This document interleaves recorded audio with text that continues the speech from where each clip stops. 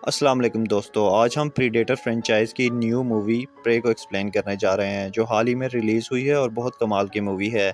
अगर आपको पसंद आए तो लाइक करके मेरे चैनल को सब्सक्राइब कर दीजिएगा। चलें अब चलते हैं मूवी की एक्सप्लेनेशन की तरफ। फिल्म की शुरुआत में हम नीरू को देखते हैं। वो एक जंगली कबीले से ताल्लुक़ रखती है और ये कहानी आज से 300 साल पहले की थी।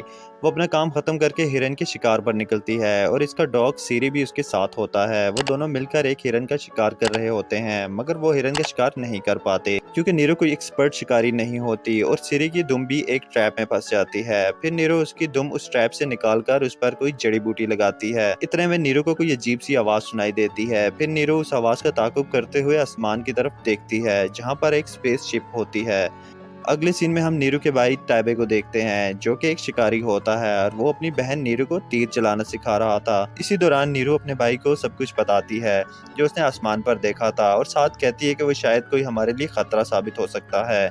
उसका भाई कहता है अगर ऐसा है तो तुम्हें उस खतरे के लिए तैयार रहना होगा। फिर नीरू वापस अपने कबीले में आ जाती है और अपनी माँ के कामों में उसका हाथ बटाती है। इस दौरान उसकी माँ उसे कहती है कि तुम शिकार के अलावा भी बहुत कुछ कर सकती हो, मगर नीरू को तो शिकारी ही बनना था। अगले ही सीन में हम प्रीडेटर को देखते हैं जो कि जंगल में दाखिल हो चुका था और उस पे सांप हमला कर देता है, मगर वो सांप की खाल उतार कर उसे मार देता है। दूसरी तरफ नीरू का भाई और उसके साथी जंगल की तरफ जा रहे थे। नीरू के पूछने पर वो बताते हैं कि उनका एक साथी गायब है और जंगल में एक शेर भी है। वो बस अपने साथी को ढूंढने जा रहे हैं। ये सुनकर नीरू भी उनके साथ चल पड़ती है।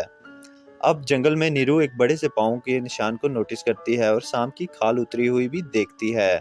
बाकी सबका ख्याल होता है कि ये काम शेर का है, मगर नीरू उनसे सहमत नहीं होती। वो कहती है कि शेर ऐसा नहीं कर सकता। इतने में उन लोगों का गुमशुदा साथी मिल जाता है जो कि जख्मी होता है। नीरू उसके जख्मों पर जड़ी बूटी लगाती है और फिर वो उसको लेकर अपने कबीले में आ जाते हैं। इतने में नीरू को पता चलता है कि टाबे और उसका एक और साथी अभी जंगल में ही रुक गए हैं ताकि वो शेर का शिकार कर सकें। फिर वो उनकी मदद के लिए दोबारा जंगल में चली जाती है और अपने भाई को कहती है कि इस जंगल में शेर के अलावा भी कोई चीज है, मगर टाबे उसकी बात का यकीन नहीं करता और उसे कहता है कि तुम बस शेर पर फोकस करो। और फिर वो शेर के लिए एक ट्रैप तैयार करता है। इसी दौरान नीरू और दूसरा साथी दरख्त पर बैठे होते हैं जहां दूसरा आदमी कहता है कि तुम्हारा भाई नहीं बल्कि मैं शेर को मारूंगा।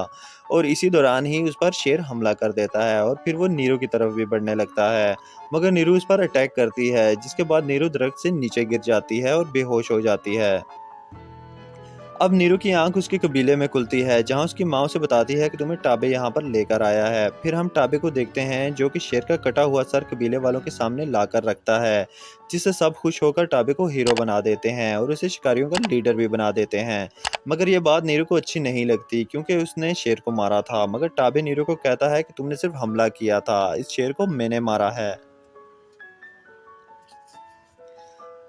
नीरू अब गुस्से से उस कबीले को छोड़कर अकेले ही उस बड़े पाँव वाली चीज को मारने के लिए निकल पड़ती है जिससे वो कबीले वालों के सामने खुद को एक शिकारी साबित कर सके। अब इस सफर में उसके साथ सीरी भी होता है। वो एक कुल्हाड़ी के साथ रस्सी बांध देती है जिससे उसे शिकार करने में मदद मिल सके। दूसरी तरफ प्रीडेटर दिखाया जाता है जिसकी लड़ाई एक भेड़िए से होती है जिसे वो बिल्कुल आसानी से मारकर उसका सर अपने पास रख लेता है। अब नीरू जब जंगल में आगे बढ़ती है तो उसे बहुत सारे भैंसों की लाशें मिलती हैं जिनकी खाल गायब होती है। अब इस तरफ प्रीडेटर को भी कुत्ते की आवाज आ जाती है और वो उस आवाज का ताक़ुब करने के लिए आगे बढ़ता है। दूसरी तरफ नीरू एक दलदल में फंस जाती है, मगर कुल्हाड़ी की मदद से वो खुद को निकाल लेती है। मगर पास ही एक बालू भी होता है जो उनकी खुशबू की वजह से उन पर हमला करने के लिए आगे बढ़ता है। इसी दौरान सीरी भी नीरू का साथ देते हुए उसका ध्यान भटकाता है, मगर नीरू उस बालू का शिकार ठीक से नहीं कर पाती और वो बालू नीरू पर हमला करने लगता है, मगर नीरू एक झाड़ियों के गुच्छे में छुप जाती है और इसी दौरान प्रीडेटर आकर बालू को बहुत आसानी से मार देता है। अब ये सब कुछ नीरू भी अपनी आंखों से देख लेती है, इसलिए वो वहां से नदी में छलांग लगा लेती है और दूर जाकर नदी से बाहर निकलती है। अब आगे नीरू की मुलाकात उसी कबीले वालों से होती है जो कि उसको ढूंढ रहे थे। वो उनको उस क्रिएचर के बारे में बताती है, मगर वो बिल्कुल भी यकीन नहीं करते और फिर इनकी आपस में फाइट होती है और आखिरकार वो नीरू को बांधकर वहां से ले जा रहे थे, मगर अचानक इन्हें महसूस होता है कि वहां कोई और भी है और दोस्तों वहां पर प्रीडेटर आ जाता है जो कि उन सबको आसानी से खत्म कर देता है। मगर नीरू वहां से जान बचाकर भाग जाती है। अब नीरू भागते भागते शिकारियों के ट्रैप में फंस जाती है और इतने में वो देखती है कि वो शिकारी भी वहां पर आ जाते हैं। वो शिकारी नीरू को बांधकर वहां से लेकर जा रहे थे और उसे पिंजरे में कैद कर लेते हैं। अब उनमें से एक आदमी नीरू के पास आकर कहता है कि हमारे लोगों को एक क्रिएचर मार रहा है। ये सुनकर नीरू कहती है कि वो हमारे लोगों को भी मार रहा है। इतने में हम देखते हैं कि टाबे भी उनके पास कैद था और फिर वो लोग टाबे और नीरू को चारा बनाकर एक जगह पर बांध देते हैं ताकि प्रीडेटर वहां पर आए और ये लोग उस पर हमला करके उसे मार दें। और फिर अचानक से प्रीडेटर की एंट्री होती है। वो टाबे और नीरू की तरफ बढ़ता है, मगर वो एक ट्रैप में जाकर फंस जाता है और फिर वो लोग प्रीडेटर को कैद करने की कोशिश करते हैं, मगर वो एक एक करके उन लोगों को भी मारना शुरू कर देता है। अब वो लोग प्रीडेटर पर गोलियां चलाना शुरू हो गए थे, जिसका कोई खास असर तो नहीं होता प्रीडेटर पर। प्रीडेटर मुसलसल इंसानों को मार रहा था, लेकिन लोग ज्यादा आ जाते हैं। प्रीडेटर एक वक्त में सबको नहीं मार सकता था, इसलिए वो वहां पर बम छोड़कर खुद वहां से भागने लगता है। इस तरफ नीरू और टाबे भी खुद को खोल लेते हैं और टाबे घोड़ा लेने के लिए जाता है ताकि वो वहां से निकल सके, और नीरू सिरी को आज़ाद करवाने के लिए आगे बढ़ती है। वो कुछ लोगों पर हमला करके सिरी को आज़ाद करवा लेती है, मगर पास ही एक इंसान जख्मी हालत में नीरू से हेल्प मांग रहा था और बदले में उसे अपनी गन ऑफर करता है। तब नीरू भी उसकी मदद करती है, उसके जख्मों पर दवाई लगाती है, मगर इतने में वहां दोबारा से प्रीडेटर आ जाता है और वहां पर सब लाशों को चेक कर रहा था। अब ये सब कुछ नीरू देख रही थी। जैसे ही गन से वो उसको फायर करने लगती है तो हमें पता चलता है कि गन ने फायर ही नहीं किया, और दूसरी तरफ प्रेडेटर को भी नीरू का पता चल जाता है। अब वो नीरू की तरफ बढ़ता है, मगर इतने में वहां टाबे आ जाता है और फिर वो प्रेडेटर को काफी टफ टाइम देता है और काफी जख्मी भी करता है। अब प्रेडेटर गायब हो जाता है और अचानक से टाबे पर पीछे से वार करता है और उसे मार देता है। अब टाबे मरते मरते भी नीरू की मदद करता है और इसे वहां से भाग जाने का बोलता है, और नीरू वहां से भाग जाती है। अब दूसरी तरफ नीरू की माँ को भी पता चल जाता है कि टाबे अब इस दुनिया में नहीं रहा, जिसका उसे बहुत दुख होता है। अब नीरू नदी के पास होती है और अपने भाई के मर जाने की वजह से रो रही होती है, और इसी दौरान उसे वही इंसान दिखता है जिसने टाबे को पकड़ा था।